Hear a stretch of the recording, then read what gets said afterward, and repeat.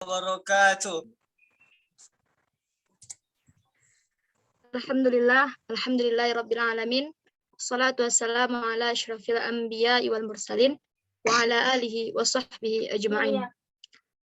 Pertama dan paling utama, marilah kita panjatkan puja dan puji syukur kita kehadirat Allah Subhanahu wa taala yang mana Ia telah melimpahkan rahmat dan nikmat-Nya kepada kita semua sehingga kita dapat melaksanakan pengajian online pada sore kali ini. Salawat dan salam tidak bosan-bosannya kita kirimkan kepada Nabi kita, Nabi Muhammad Sallallahu Alaihi Wasallam dengan nafaz Allahumma salli ala Sayyidina Muhammad wa ala ali Sayyidina Muhammad. Baik, yang kami hormati Ustadz Dery Ferdian dan beserta seluruh peserta yang ada di dalam Zoom ini. Selanjutnya, marilah kita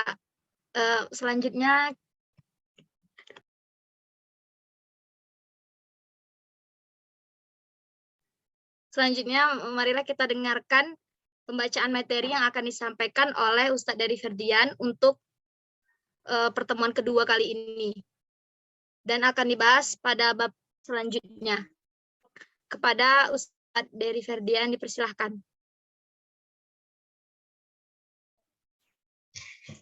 Bismillahirrahmanirrahim.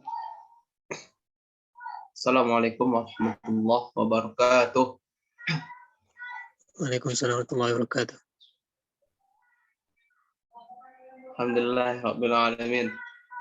Hatta tarda wa lakal hamdu idza radit wa lakal hamdu ba'da ridha. Allahumma lakal hamdu kama yanbaghi li jalali wajhikal karim wa 'azimi sultanik. Allahumma shalli wa sallim ala sayyidina Muhammad wa ala ali sayyidina Muhammad. Namanya ta'allama wa ta'lim wa tadhakkura wa tazkir wa naf'a wa intifa' wa ifadata wa istifada wal hasa ala tamasuki bi kitabillah wa sunnati rasulih sallallahu alaihi wa alihi wa sahbihi wa sallam wa du'a ila al-huda wa dalalata lil khair ibtigha'a wajhillahi mardatihi wa qurbihi wa sawabi subhanahu wa ta'ala. Subhanaka la ilma lana illa ma 'allamtana innaka antal alimul hakim. Rabbi shrah li sadri wa yassir li amri wahlul 'uqdatam min lisani yafqahu qawli. Sama yang kami hormati yaitu ketua pelaksana daripada forum diskusi kajian kita. Kemudian yang kami hormati pula yaitu pembawa acara, dan itu pun yang tidak lupa pula untuk kami hormati yaitu al-mutabi'in wal mutabi'at, peserta kajian daripada forum diskusi kita pada sore kali ini. Perbanyak kita mengucapkan alhamdulillahirabbil alamin sehingga hingga pada hari ini Allah Subhanahu wa taala masih memberikan kita kesempatan untuk bisa menghidupkan yaumun min ayyami Ramadan, lailah min layali Ramadan, wa lahzah min lahazati Ramadan, wa mubadarah min mubadarat Ramadan. Kesempatan-kesempatan Ramadan yang masih Allah berikan kepada kita untuk kita hidupkan. Semoga Allah Subhanahu wa taala senantiasa mencatat kita, menjadikan kita sebagai orang-orang yang selalu memanfaatkan waktu sebaik mungkin daripada Ramadan kita pada kali ini. Amin ya rabbal alamin. Salawat dan salam kita haturkan kepada Rasulullah sallallahu alaihi wasallam. Allahumma shalli wa sallim ala sayyidina Muhammad wa ala ali sayyidina Muhammad. Para peserta al-mutabi'in wal mutabi'at yang semoga senantiasa dirahmati Allah Subhanahu wa taala. Sebelum Al-Fakir memulai kajian kita sore hari ini, maka izinkan beberapa hal yang ingin saya sampaikan. Poin yang pertama adalah permohonan maaf yang sebesar-besarnya kepada seluruh peserta di dalam diskusi kita, karena minggu lalu pada hari Ahad kita tidak melaksanakan kajian yang semestinya kita laksanakan kajian itu pertemuan yang kedua, tapi hari Ahad yang lalu itu Fakir tidak bisa untuk melaksanakan pertemuan kita yang kedua karena waktu itu hari Ahad yang lalu itu kami ada rapat dengan yayasan, dengan segenap pengurus yayasan, kemudian ada juga unsur pimpinan yang lain seperti kepala madrasah, adiyah, sanawiyah, staf ahli. waka kurikulum, waka kesiswaan dan lain-lainnya. Begitupun dengan Abu Ya pimpinan pondok tentunya. Walaupun rapatnya itu tidak sampai sore ya, hanya sampai siang, hanya saja setelah itu ada tugas lain dan tidak bisa untuk fakir tinggalkan, harus segera diselesaikan. Oleh karena itu hari Ahad lalu fakir memohon maaf kepada pengurus panitia karena tidak bisa mengadakan pertemuan yang kedua. Oleh karena itu izinkan Al-Fakir untuk menyampaikan permohonan maaf kepada segenap al-mutabi'in wal mutabi'at yang pada hari itu mungkin menunggu kajian kita yang kedua. Semoga Allah SWT mencatat itu semuanya sebagai bentuk amalan kita dan tidak mengurangi daripada semangat kita untuk menuntut ilmu. Kemudian yang kedua adalah permohonan kami untuk kita lebih aktif dalam berdiskusi, baik dalam bentuk al-is'ilah wal ajwibah, tanya jawab, karena saya sangat yakin sekali semua yang ada partisipan yang ada dalam grup ini, al-mutabi wal mutabi'ah, adalah orang-orang yang lebih paham daripada Fakir. Karena di sini ada Syekh Wanto, dari Wanto tadi Fakir juga mendengar seperti suara Ustaz Imam tadi. Kemudian di sini ada Ustaz Rangga dan yang lain-lainnya yang mungkin Fakir tidak bisa bersatu persatu, yang mungkin memiliki ilmu yang lain supaya untuk melengkapi kajian kita pada kali ini. Baik, kita langsung saja kita lanjutkan pertemuan kita yang kedua. Al-mutabi'at yang semoga senantiasa dirahmati Allah Subhanahu wa taala. Pada pertemuan yang lalu kita sudah membahas tentang definisi puasa. Baik definisi puasa secara bahasa secara syarak. Kemudian setelah itu kita jelaskan pula perincian-perinciannya daripada definisinya, kita uraikan satu persatu sehingga itu menghasilkan sebuah konklusi atau sebuah kajian yang baru dan muhim bagi kita semuanya.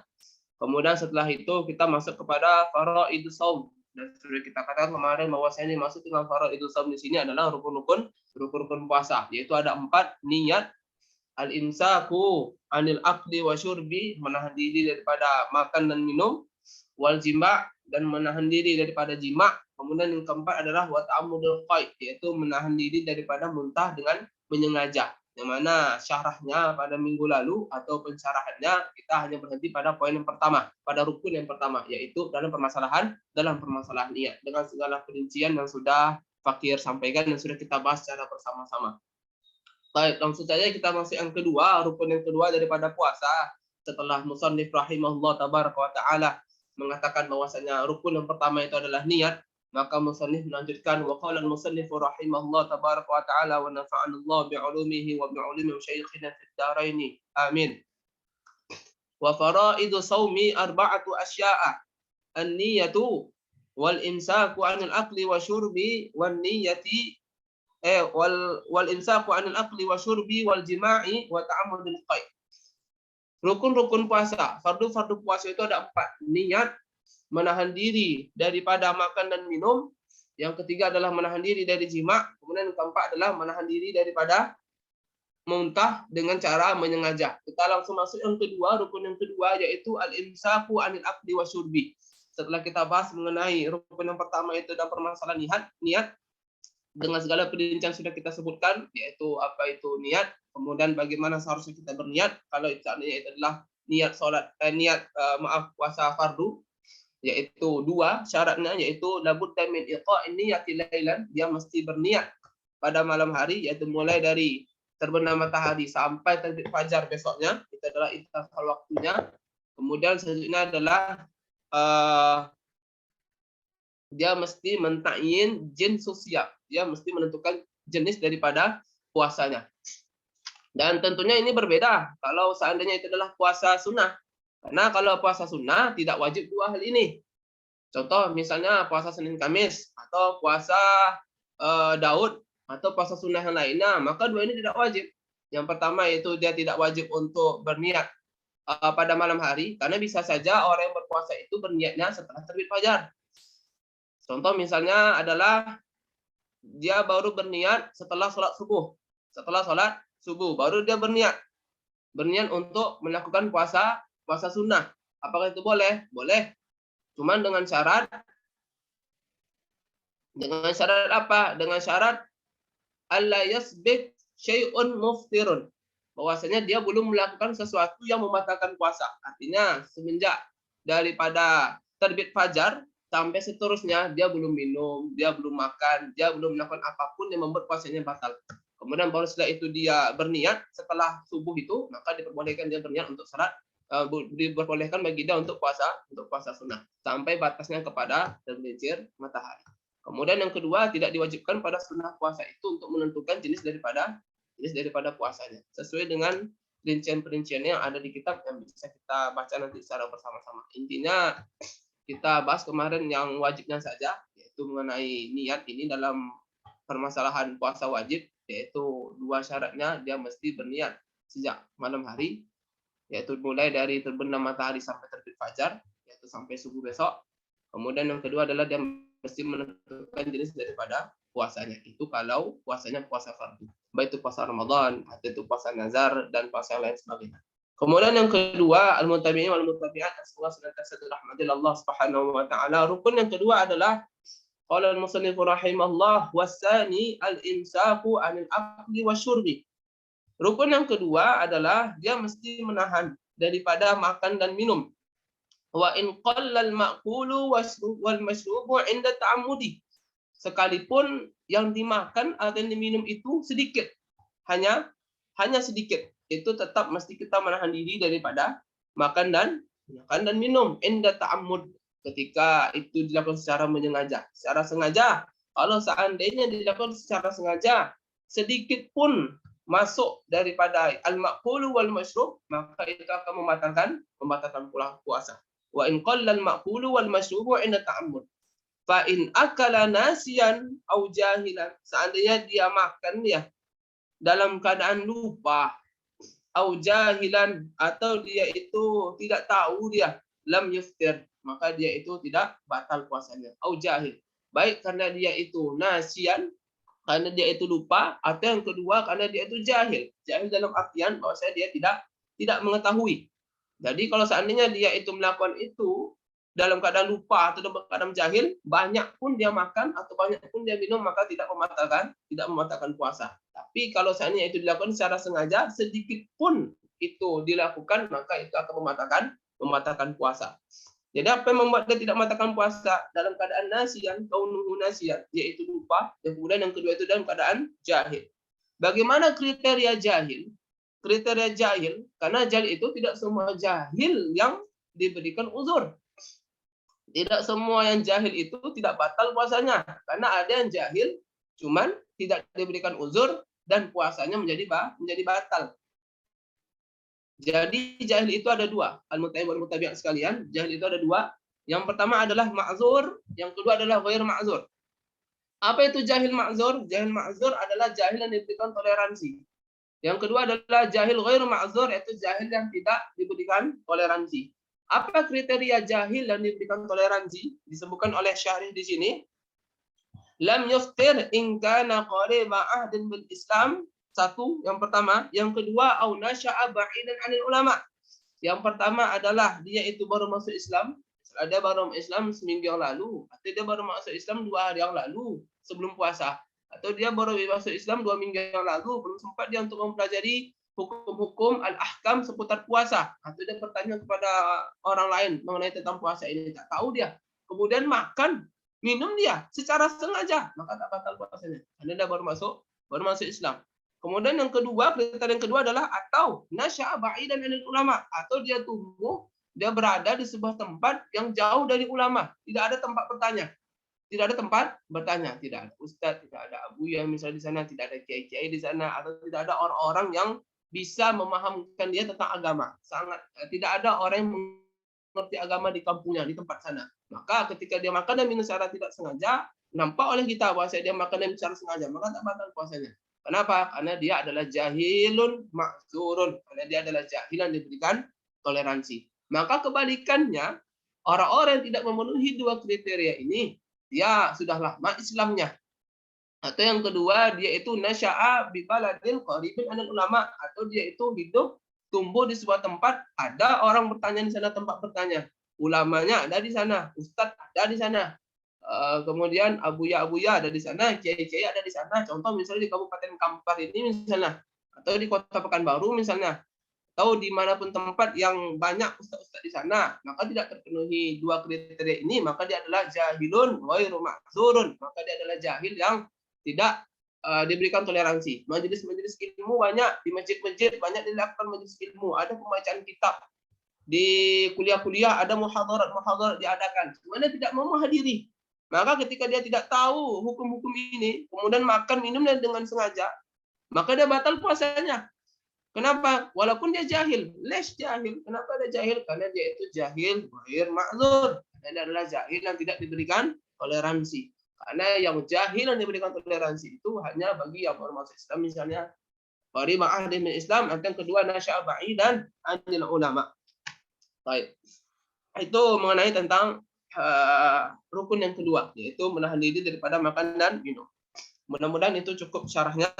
Kemudian yang ketiga adalah wajima wasalisu, maksudnya adalah menahan diri daripada jima, yaitu daripada berhubungan amidan secara sengaja. Wa amal jima'u nasiyan fakal akli nasiyan, adapun jima dalam keadaan lupa maka hukumnya sama seperti yang sebelumnya, pembahasan sebelumnya, yaitu pembahasan makan dalam. Jadi kalau seandainya seseorang itu akan dia itu melakukan jima dalam keadaan dia itu aliman bitahrimi wa amidan wa zakiran, dan dia ingat, maka batal puasanya, dan tentu dia mesti membayar kafarat, karena melakukan jima pada siang hari bulan Ramadan dia mesti membayar kafarat di samping daripada qada yang mesti dia lakukan, dia bayarkan. Kalau seandainya itu dilakukan dalam keadaan terlupa, maka hukumnya sama seperti fakal akdi nasiyan, sama seperti hukumnya orang yang makan dalam keadaan lupa. Kemudian yang keempat, nanti syarah lebih tambahannya nanti ada yang akan saya sampaikan, tapi setelah saya sebutkan keempat-empatnya. Karena poin nomor 2, poin nomor 3 dan poin nomor 4 itu sebenarnya ada tambahannya mengenai kalimat ta'ammud, mengenai kalimat menyengaja. Apa yang keempat? Yang keempat adalah warabi'u ta'ammudul qaid. Yang keempat adalah menyengaja muntah. Menyengaja muntah. Falau ghalabahul qaid lam yubtil saumuhu. Kalau seandainya dia itu tidak bisa dia menahan muntahnya, ghalabahul qaid, misalnya sudah di sini, misalnya bisa dia tahan lagi, kemudian keluar begitu saja, artinya tanpa ada unsur pilihan bagi dia, kemudian muntah, maka itu tidak membatalkan puasa. Sebelumnya al-mutabi'in yang semoga senantiasa dirahmati Allah Subhanahu wa taala, ada 3 kriteria yang akan terpenuhi, seseorang itu tidak akan memenuhi rukun ini sehingga batal puasanya. Mengenai poin nomor 2, 3 dan 4 tadi, yaitu makan minum dengan sengaja, kemudian jima dengan sengaja, menghindari jima dengan sengaja, kemudian yang keempat adalah menghindari muntah dengan cara menyengaja. Apa kriteria yang pertama? Yaitu amidan, dia itu melakukannya dengan sengaja. Kemudian yang kedua, aliman, mengetahui keharamannya. Yang ketiga, dia dalam keadaan zakiron, dalam keadaan dia itu ingat.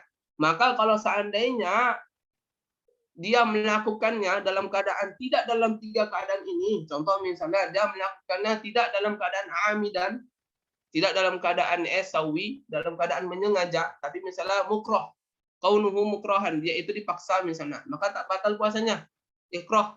Kemudian yang kedua apa tadi? Aliman bitahrim. Dia mesti, kalau batal puasanya, dia mesti dalam keadaan aliman bitahrim. Dia mengetahui bahwasanya itu